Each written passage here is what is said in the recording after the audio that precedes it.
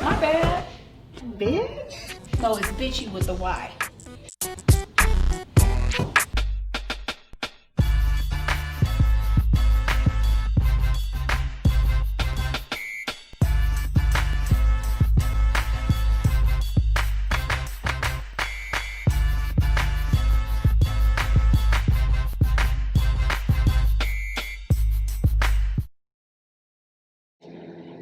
Hi guys.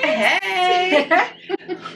Welcome back to Bad and Bitchy. It's bitchy with the Y. It's bad.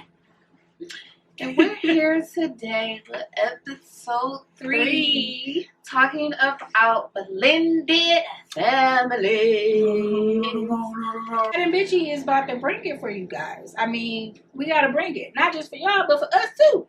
We have to talk about stuff. And what do you think blended family is? Like, what does it mean to you? Does it mean step parents, or does it mean, like, what's the blend?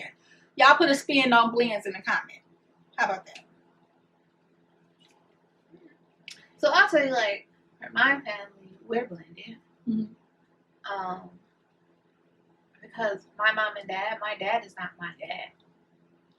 That's a way to be blended. Yeah. Mm-hmm. That's a way to be blended. He's my stepdad, but I call him dad because that's the only dad I've ever known.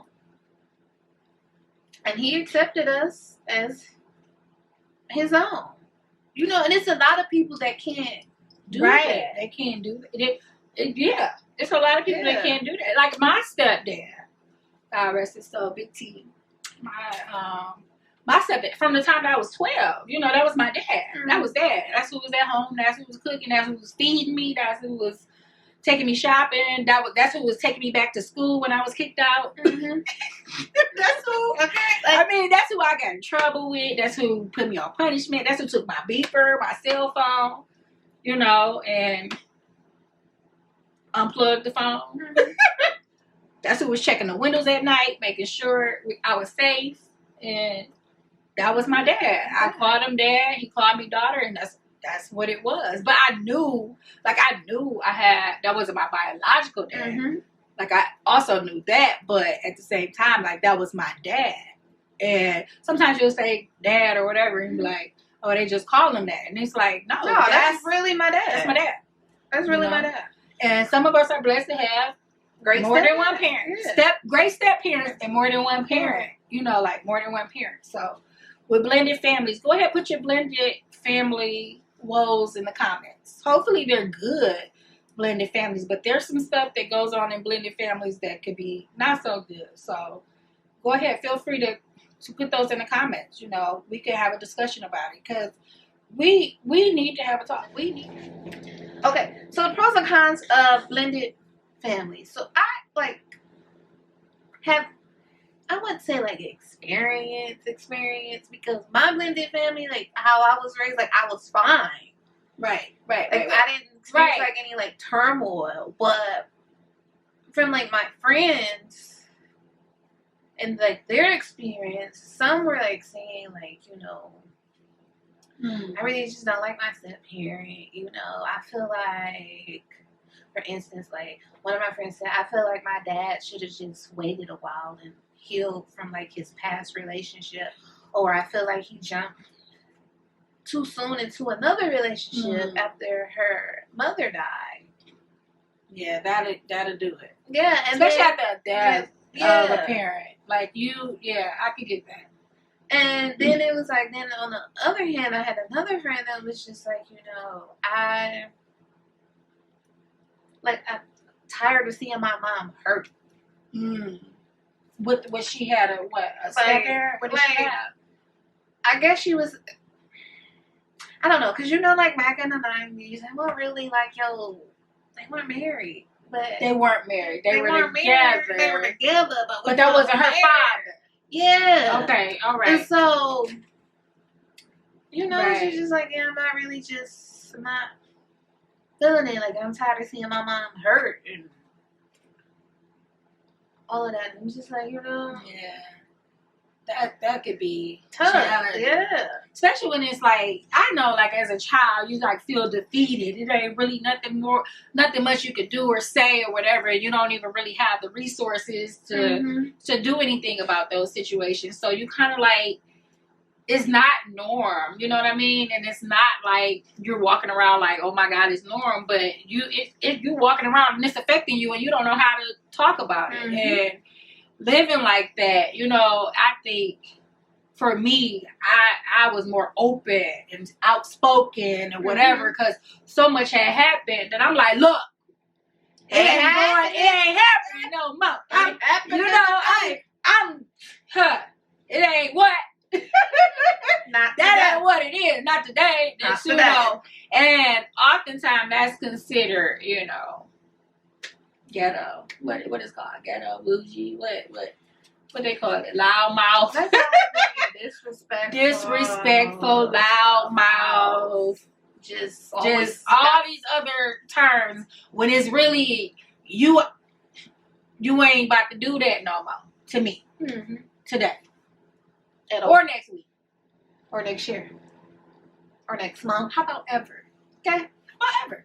Not the next minute. How about ever? And it's like if I but I can also be pulled back and, you know, and I can be chill. But if you try to because that blendiness early on got me, you know, got me a little shaky. Had me feeling things and seeing things that wasn't there.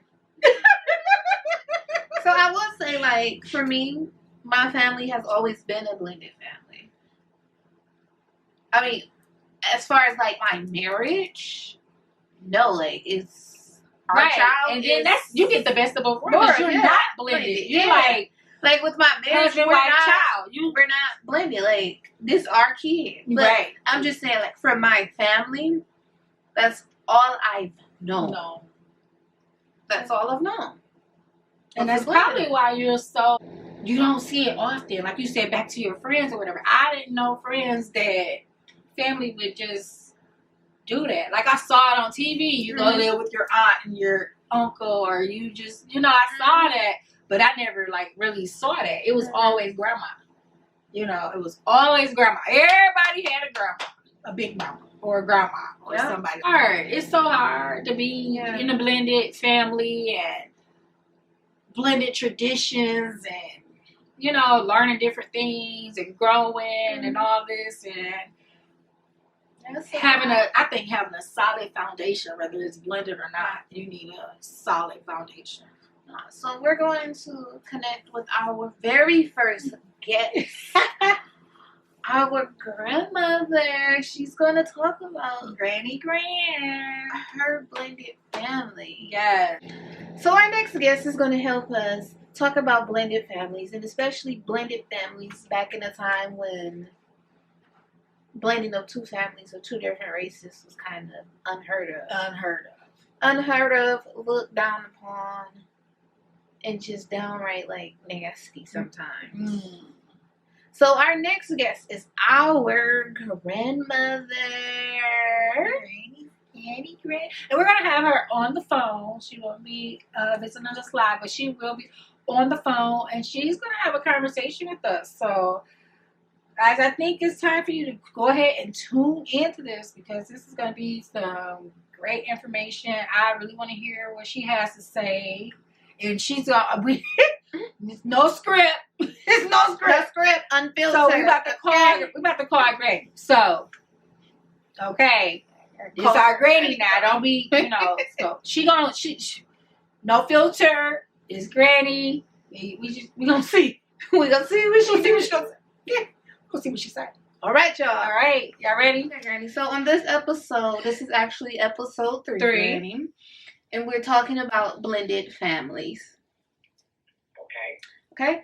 So my family is a blended family. And we wanted to talk to you because we wanted to get your viewpoint of having a blended family in the time where, you know, civil rights was still an issue in America. Yes. Amen. I mean, it's still an issue, but I mean, it was a real big issue back then. Yes. So I just It still is. Yes. And so we just wanted, to get your viewpoint on, just give a little background of like how you and my grandpa met. Oh boy. She said, "Oh boy." Okay, how we met was I applied for a security guard job. I think it was on the boulevard. I'm not quite sure. It's been years and years ago. And I went through training. They sent me over. Back then, it was called Department of Social Service. Called Department of Social Service, which was welfare office. And as I met him, well, actually, he's the one that started at me because the uniforms that the female folks that wear as a security guard, I couldn't wear them because of my height and my hips. So I had to go into the men's uniform, which they had to tear them down. Oh, so you was a brick house granny.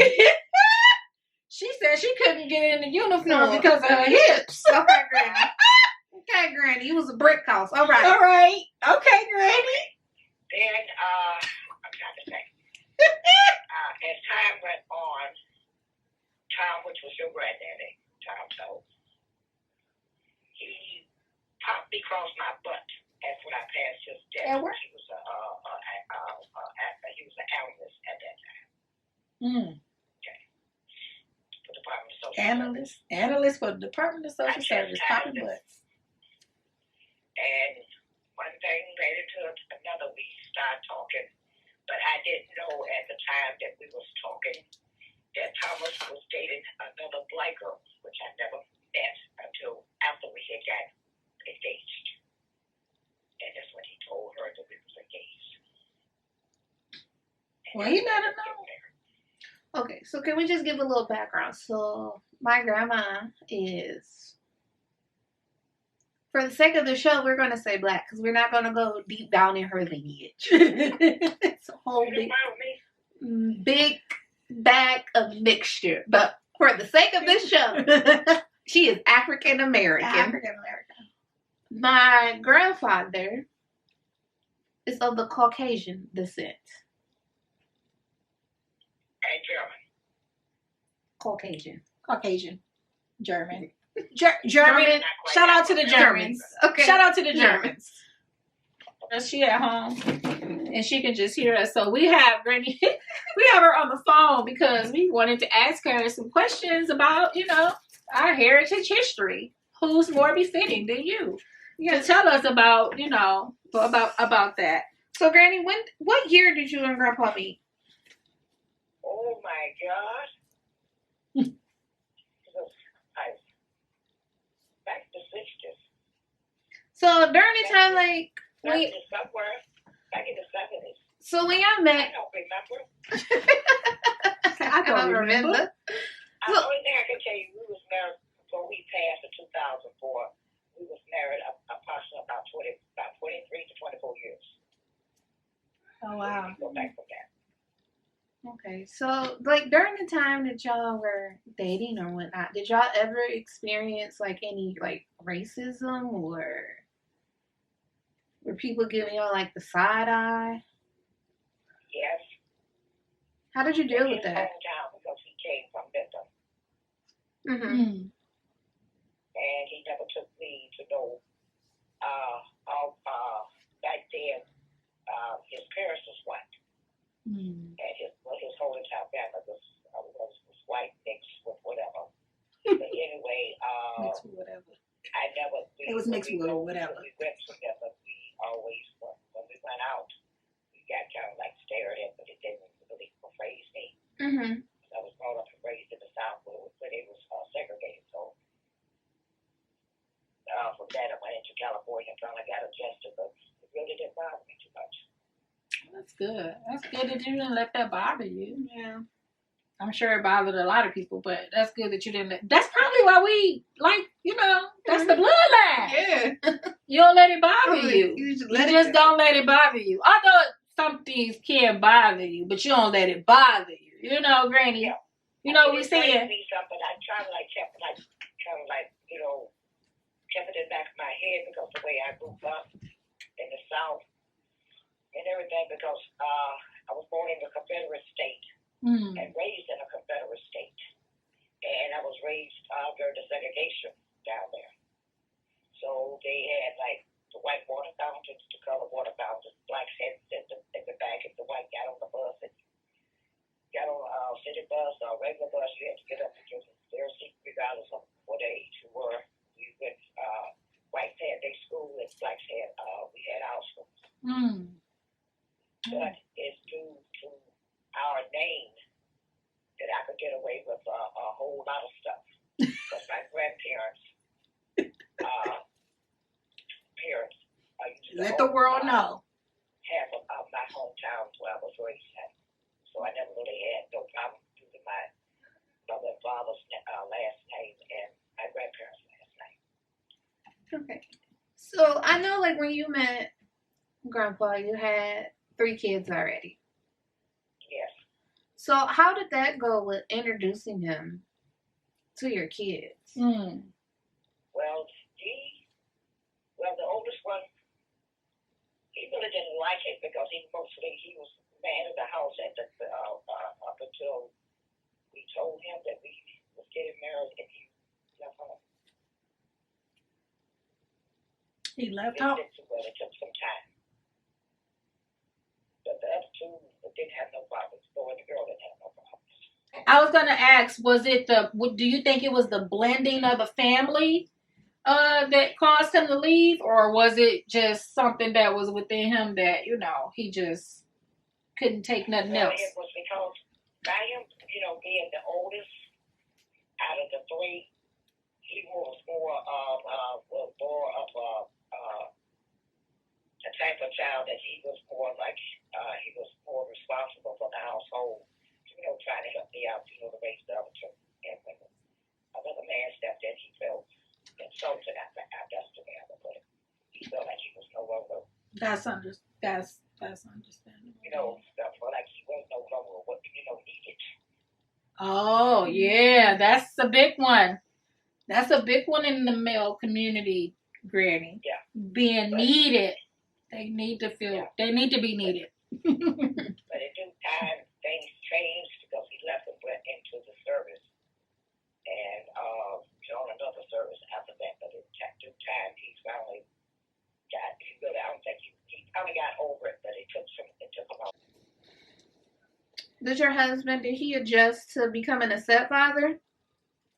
Yeah, because the governor back then, when they was smaller,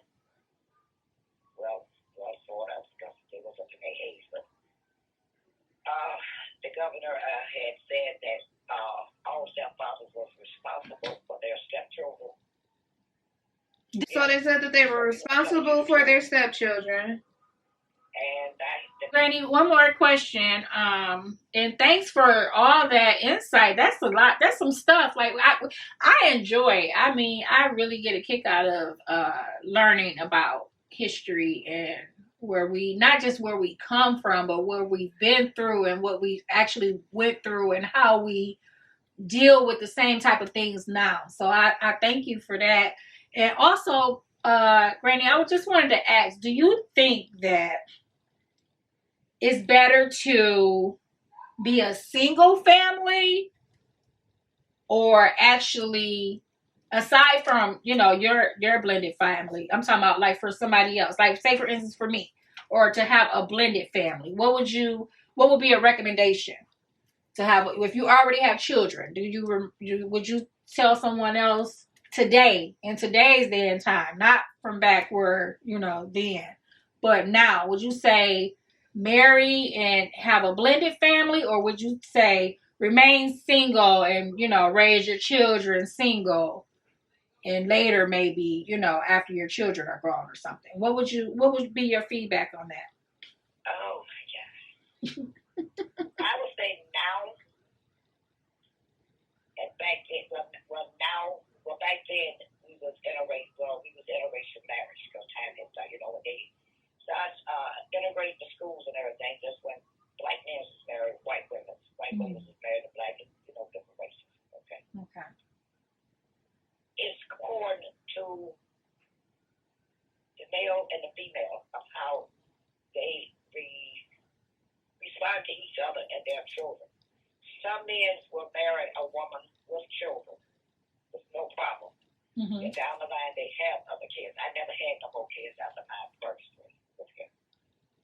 We lost one, so we didn't try no more. But anyway, it's up to the two. Now, I raised mine up until I met him on my own. It's a struggle. Say it again, Granny.